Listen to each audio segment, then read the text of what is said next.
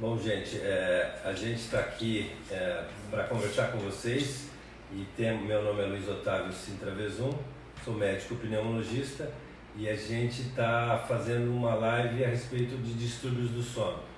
E a convidada que a gente tem o prazer de ter aqui hoje com a gente é a doutora Ana Cláudia Raal, que é dentista, e a gente veio falar sobre sono, sobre dúvidas, questões, o que é, qual que é a importância, tá? Então, a doutora vai se apresentar e o que ela quiser, ela pode começar a falar a respeito do sono e depois a gente vai conversando sobre isso. Então vamos lá. Como o doutor disse, meu nome é Ana Cláudia Raal, sou dentista. E por que uma dentista está hoje junto com um médico pneumologista aqui para falar sobre a apneia, né? O doutor vai comentar a respeito quais são as causas, quais são os sintomas, quais são as consequências. E hoje eu estou aqui depois para complementar um dos tipos de tratamento que a gente tem da apneia do sono, que são aparelhos intraorais, né? Então, depois da sua explicação, da sua explanação, eu dou uma explicada da minha parte. Perfeito. Então, acho que para a gente começar, a gente tem que entender o que é o sono, né? O sono é vida. Sem o sono, você não consegue ter um dia normal. Então, a gente tem que entender que o sono tem que ser reparador, tá? Então, quando você dorme à noite, não importa se 4, 6, 8 horas, cada indivíduo tem uma carga de horas para dormir necessária para que o corpo se renove, tá? Então, a gente está aqui para falar sobre a apneia obstrutiva do sono, especificamente obstrutiva, a central é uma outra diferente.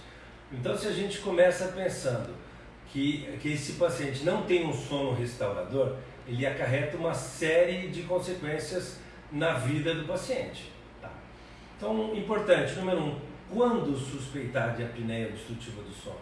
Poxa vida, do que você está pensando nisso? Então, em geral, o sintoma mais comum e mais relatado é o ronco alto e frequente. O ronco por si só, ele não é uma patologia, né? Existe o ronco primário que sem nenhum tipo de repercussão. Mas na grande maioria dos casos o ronco é patológico. E a gente tem que pensar assim, o ronco ele é seguido pela apneia. O que é a apneia? O que a gente tem que entender? É a parada da respiração durante a noite e na grande maioria das vezes ela é imperceptível. Então o paciente para de respirar. Quando ele para de respirar, a oxigenação do corpo dele diminui, ela tem uma queda dessa oxigenação. E essa queda da oxigenação que é um problema muito sério, tá? Então, vamos lá. Para a gente suspeitar de apneia obstrutiva do sono, a primeira coisa que a gente tem que pensar é ronco alto, frequente e que incomoda o parceiro. Em geral, você não sabe que você ronca, em geral é o parceiro, tá? Segundo, o que acarreta imediatamente? Uma hipersonolência diurna. Então, o paciente ele acorda cansado, ele acorda com dor de cabeça, tá? Então, esse acordar com dor de cabeça é um dos chamativos para a gente pensar na apneia obstrutiva do sono, tá? O que isso vai acarretar? Vamos pensar assim, se você não dorme direito, você tem hipersonolência diurna, você tem um risco maior de acidentes de trânsito, você tem um poder de concentração menor, diminuído, você tem um poder de resolutividade da sua vida muito prejudicado, né? Então a gente tem que pensar que ela é mais comum em homens a partir dos 40 anos, mulher a partir dos 50, tá? Mas existe a apneia do sono obstrutiva em crianças? Existe e não é tão comum. Nos adultos a gente sabe hoje em dia que 33% da população adulta acima de 40 anos tem apneia obstrutiva do sono. Em crianças é de 2 a 5%.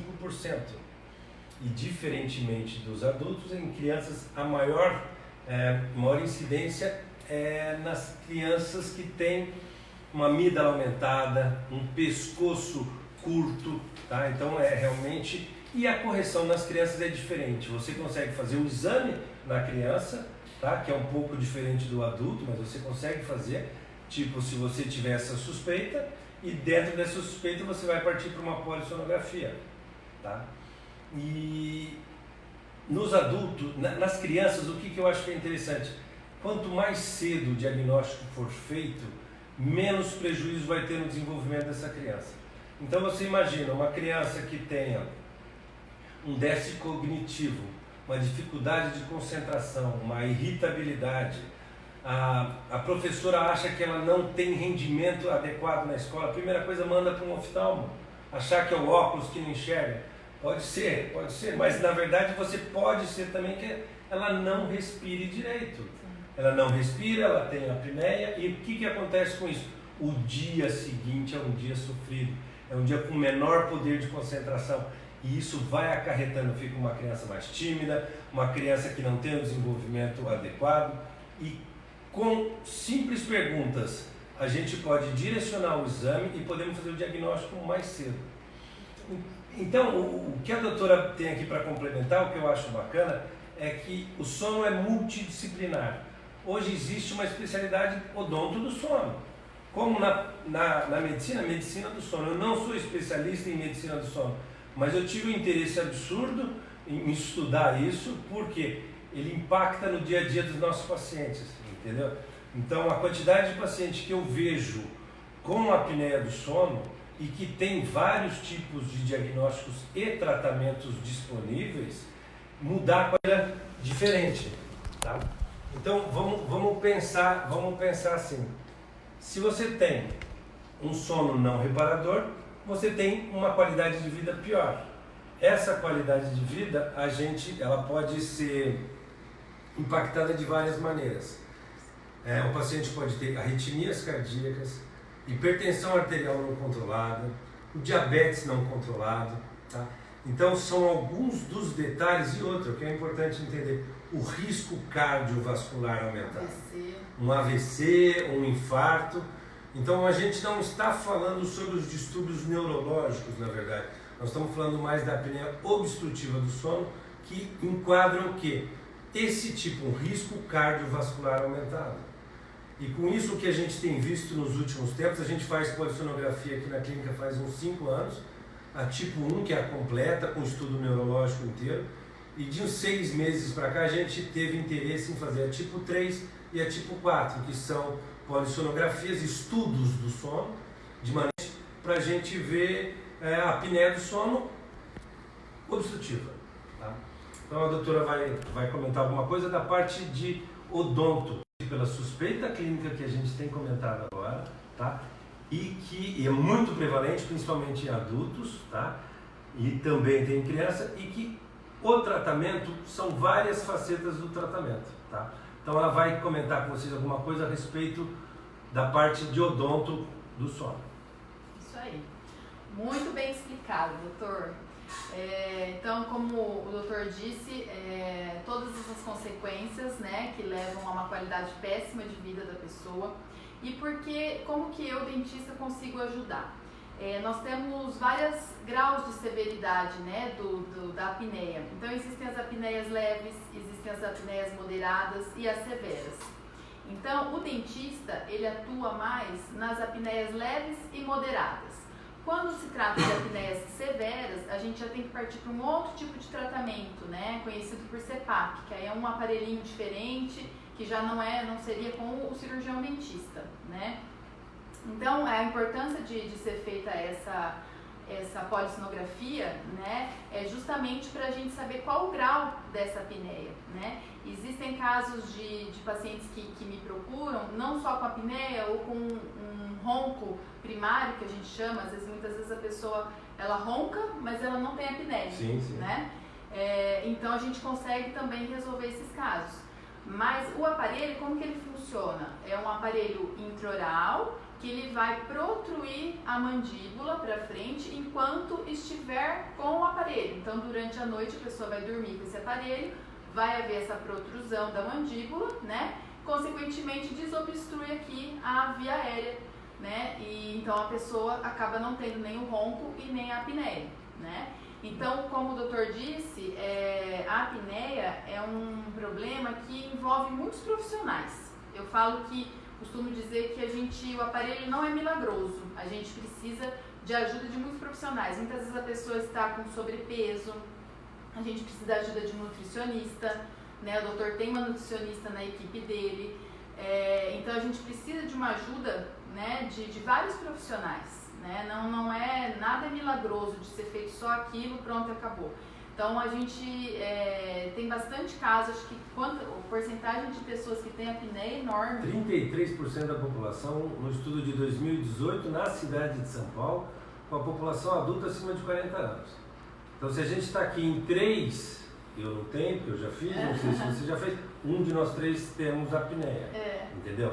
O grau da apneia, como ela está dizendo, pode ser leve, moderado, grave, e tem que entender que a abordagem é multiprofissional. Perder peso, mudar a qualidade de vida, que não é uma coisa fácil, tá? A partir disso, você fazer exercício, você ter uma dieta balanceada. Uma outra coisa que eu tenho estudado, que eu tenho me interessado bastante é a atuação da fonoaudióloga, tá? Para o quê? Para o fortalecimento da musculatura cervical. Né? Então, tem casos leves, é lógico, um caso moderado a grave não vai resolver, mas tem casos leves que ela consegue mudar a qualidade de vida, e essa semana a gente já teve paciente que falou que melhorou 70% com 2 meses de fonoaudiologia, bem feita, adequada. Como o aparelho intraoral tem as peculiaridades e as necessidades adequadas. Se o paciente vai, e é uma coisa que eu estou querendo me entrosar bastante com a doutora da seguinte maneira: quando eu vou encaminhar para ela, tá certo? Então a gente faz a polissono, a gente tira a história, isso é importante e é interessante entender o seguinte: hoje o médico que estuda, que ele está antenado com isso, e o endócrino, o cardio, o pneumo, o neurologista, a nutricionista, a dentista, olha quanta gente que tem que estar envolvida com o sono. Tá? Então, se todo mundo tiver na sua rotina, aprender na sua rotina, como eu estou tentando aprender, o seguinte: tem que perguntar a respeito do sono. Então, se você é a mesma coisa que embolia pulmonar, se você não suspeitar, você não faz o diagnóstico. Então, é como a gente pergunta se tem tosse, se tem falta de ar. O senhor ronca? O senhor acorda bem? Todos os especialistas deveriam isso que é bacana. Então, a gente está tentando isso para quê? Para a gente fazer uma divulgação, expandir para todo mundo isso daí. E tem vários tipos de tratamento, não dá só engordo, gente magra também pode ter, entendeu? Então e tem vários mitos e verdades. Então, no decorrer do tempo, a gente vai conversando várias vezes, vai tentando explicar, tentando resolver algumas dúvidas, algumas questões e aprender bastante para quê? Para tratar melhor o paciente. Qualidade de vida, diminuição do risco cardiovascular, tipo de IAM, de AVC, de derrame, para quê? Para que tenha uma vida mais longa e com uma qualidade melhor. Dormir é fundamental, é isso que eu acho que é uma mensagem importante da gente fazer. Fundamental, e dormir bem, né? Dormir bem, a questão com qualidade. Com qualidade. A questão da apneia é que o paciente, né, a pessoa, ela tem micro despertares, né, durante a noite. Ela não percebe. E ela não percebe. E nisso ela não consegue ter aquele sono reparador, que é o sono que todo mundo precisa. Então tá ali o tempo inteiro, o metabolismo fica completamente desregulado e é isso que leva às complicações, né? E a pessoa, às vezes, até uma diabetes, a pessoa desenvolve uma diabetes. E consegue controlar com o sono adequado, com o tratamento adequado, consegue controlar o açúcar. E além desse tipo, tem a cirurgia bucomaxilofacial também, que antigamente era úvulo, palato, uma cirurgia muito grande, né? Muito grande, mas para corrigir a face desse paciente, porque isso antigamente era muito usado, hoje está mais em desuso. Hoje tem 3 tipos de tratamento: nutricionista, fonoaudióloga, placa intraoral e CPAP. Tá? E o CPAP tem mitos sobre o CPAP, que é uma coisa interessante. Todo mundo fala: eu não vou me adaptar. 10% realmente não se adapta, 10%. Então o que é importante entender? Quando você precisar, tiver uma indicação correta de CPAP, você tem que fazer a titulação para saber qual é a pressão adequada desse aparelho e as máscaras. Hoje existe máscara de 7, 8 gramas. Super confortáveis, entendeu? Que vão mudar a tua vida, né? Então é isso que eu acho que é o bacana. A gente está aqui para promover a saúde do paciente, né? E mudar a qualidade de vida dele. E poder passar um pouco de informação, porque muitas vezes as pessoas desconhecem, né? Sim. Tem gente que tira sarro de um familiar, você ronca, tal, mas não sabe da gravidade daquele ronco, atrás daquele ronco tem uma apneia, né?